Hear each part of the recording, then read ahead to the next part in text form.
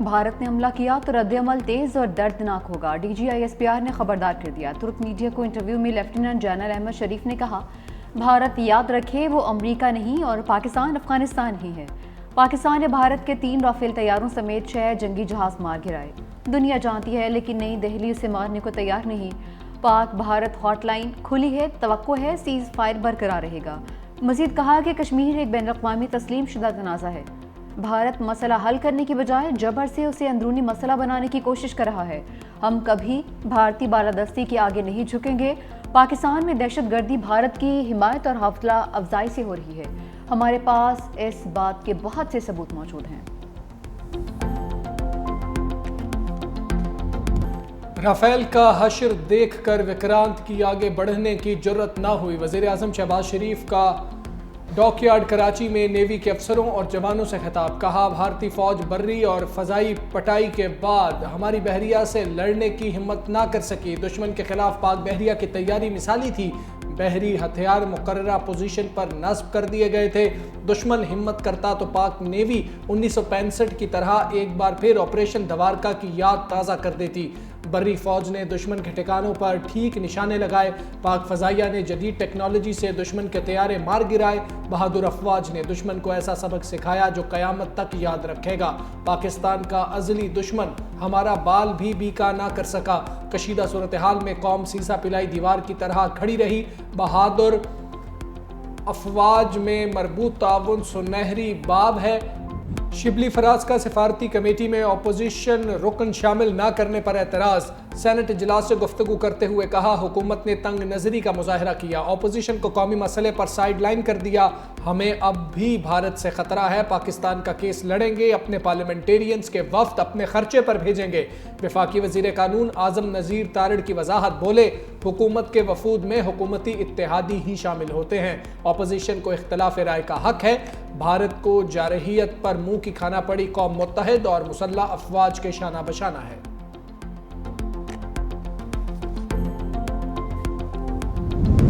مودی کا سفارتی بخار اتارنے کے لیے ڈاکٹر ڈار حاضر ہے۔ نائب وزیر اعظم اسحاق ڈار بڑے مشن پر چین پہنچ گئے، کہا بھارت میں بے نقاب ہو چکا ہے، دنیا جان گئی ہے کہ پاکستان پر الزامات بے بنیاد ہیں۔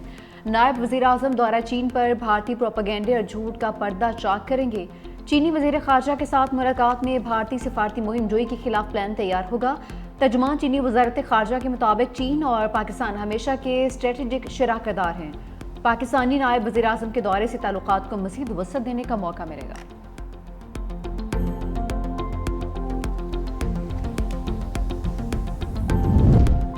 شاہین میزائل کے نام سے مودی سرکار کی صفوں میں ہلچل، پاکستان نے آپریشن بنیانم مرسوس میں شاہین میزائل استعمال کرنے کے بھارتی دعووں کو مسترد کر دیا۔ ترجمان دفتر خارجہ کا کہنا ہے یہ الزامات بے بنیاد ہیں، شاہین میزائل استعمال کرنے کی خبریں جھوٹی ہیں۔ بھارتی میڈیا تاحال گمراہ کن بیانیہ پھیلا رہا ہے، بھارتی فوج نے خود اپنی جاری کردہ ویڈیو ڈیلیٹ کر دی۔ گمراہ کن مہم بھارت کی آپریشن سندور میں ناکامی چھپانے کی کوشش ہے۔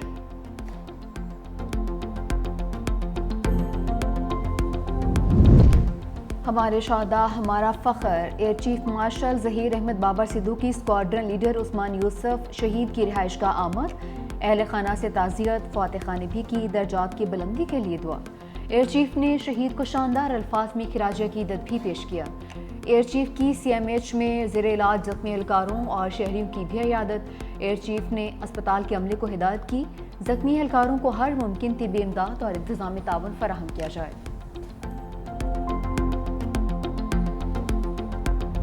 پانی چور مودی کی دھمکیاں، دوست ملک چین مدد کو آ گیا، بھارتی جارحیت کے بعد مہمت ڈیم پر کام کی رفتار تیز کر دی۔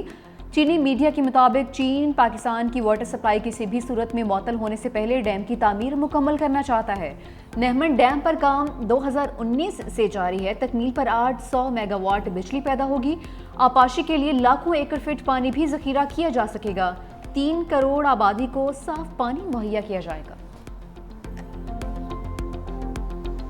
پاکستان چین کے جو دفاعی تعلقات ہیں وہ دیرینہ ہیں، انہوں نے جہاز بنائے ہیں یا میسائل ٹیکنالوجی ہے یا ریڈارز ہیں، اس میں پاکستانی پائلٹس ہمارے جو آفیسر جوان تھے جو اس مربوط کارروائی میں شریک تھے، ایک اچھی ایڈوانس ٹیکنالوجی اور اس کے ساتھ ایک اس کا اچھا استعمال مہارت کے ساتھ اور حوصلے کے ساتھ. تو اس کمبینیشن سے میرا خیال ہے کہ پاکستان میں پاکستانی عوام میں ان کی بڑی پذیرائی ہوئی ہے. چینی پبلک میں بھی اچھے اور بڑے خوشی کے جذبات پائے جاتے ہیں. پاکستانی پائلٹس نے ٹیکنالوجی سے بھرپور فائدہ اٹھایا. چین میں پاکستانی سفیر خلیل ہاشمی کی 365 نیوز کے پروگرام گراؤنڈ زیرو میں گفتگو. کہا پاک بھارت جنگ میں پاک فضائیہ کا کردار بہت اہم رہا ہے. پاکستان اور چین کے درمیان دفاعی تعلقات ہیں. چین چاہتا ہے پاکستان اور بھارت کے درمیان سیز فائر قائم رہے. بیجنگ نے دونوں ممالک کو تحمل کا مظاہرہ کرنے کا کہا.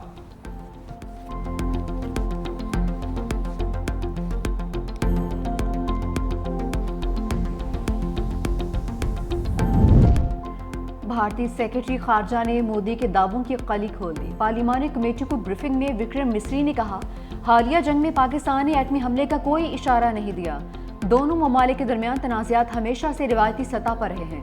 جنگ بندی کا فیصلہ باہمی تھا. تیسرے فریق کا کوئی کردار نہیں.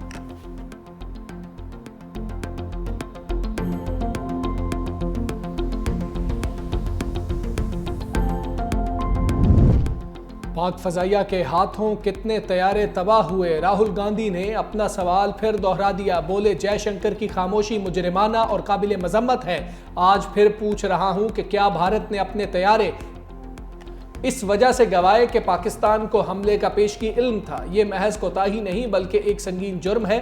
قوم سچ جاننا چاہتی ہے.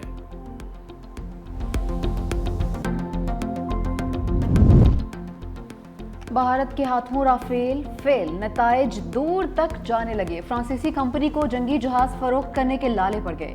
انڈونیشیا نے $8 ارب سے زائد کی ڈیل پر نظر ثانی شروع کر دی. میڈیا رپورٹس کے مطابق پاک بھارت کشیدگی کے دوران رافیل گرنے کی خبروں کے بعد ساکھ کو بری طرح سے نقصان پہنچا.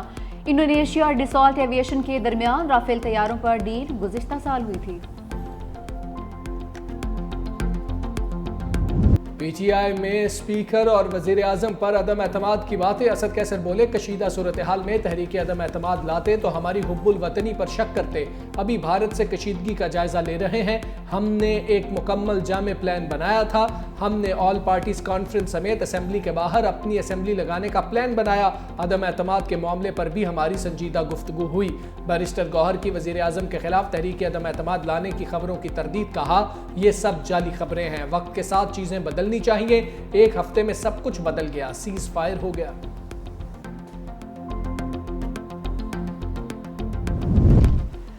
اسپیکر ایاز صادق کا تحریک عدم اعتماد پر چیلنج. کہا کہ جو دوست تحریک عدم اعتماد کا شوق پورا کرنا چاہتے ہیں کر لیں. تحریک انصاف کے بہت سے ارکان تحریک لانے والوں کا ساتھ نہیں دیں گے.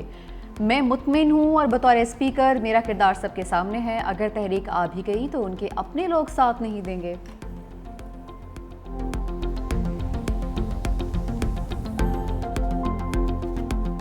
پی ایس ایل 10 آخری لیگ میچ میں دفاعی چیمپئن اسلام آباد کی دھاڑ. یونائیٹڈ کی ٹیم نے کراچی کنگز کو 79 رنز کے مارجن سے شکست دے دی. اسلام آباد یونائیٹڈ کا 252 رنز کا ہدف. ایلیکس ہیزلز 88 اور صاحبزادہ فرحان کی 73 رنز. کراچی کنگز کی ٹیم ہدف کے تعاقب میں 172 رنز پر ڈھے. کپتان ڈیوڈ وارنر 43 رنز بنا سکے. ٹیم سائفرٹ 26 رنز کے مہمان ثابت ہوئے. اسلام آباد یونائیٹڈ کی جانب سے کپتان شاداب خان نے 4 شکار کیے. اسلام آباد یونائیٹڈ کی جیت کے بعد پوائنٹس ٹیبل پر دوسری پوزیشن. کوالیفائرز میں بدھ کو کوئٹہ گلیڈیٹر سے مقابلہ ہوگا. کراچی کنگز اور لاہور قلندرز کی ٹیمیں جمعرات کو ایلیمینیٹر میں پنجہ آزمائی کریں گی.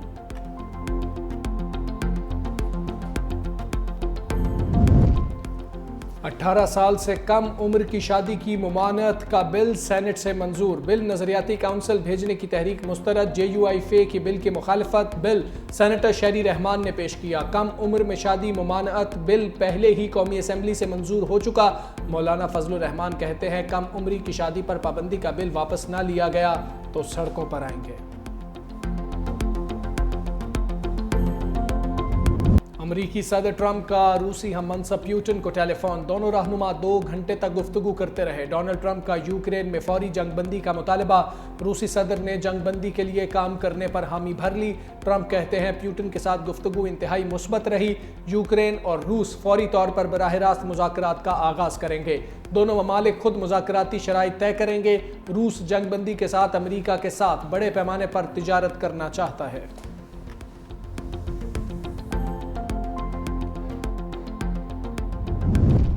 بریکزٹ کے بعد برطانیہ اور یورپی یونین میں قربتیں بڑھنے لگیں۔ لندن میں برطانوی وزیراعظم کیئر سٹارمر اور یورپی کمیشن کی صدر ارشولا ڈیئر کی درمیان اہم اعلیٰ سطح کا ملاقات اجلاس ہوا۔ یورپی یونین کے ماہی گیروں کو برطانوی سمندر میں 2038 تک رسائی کا معاہدہ منظور۔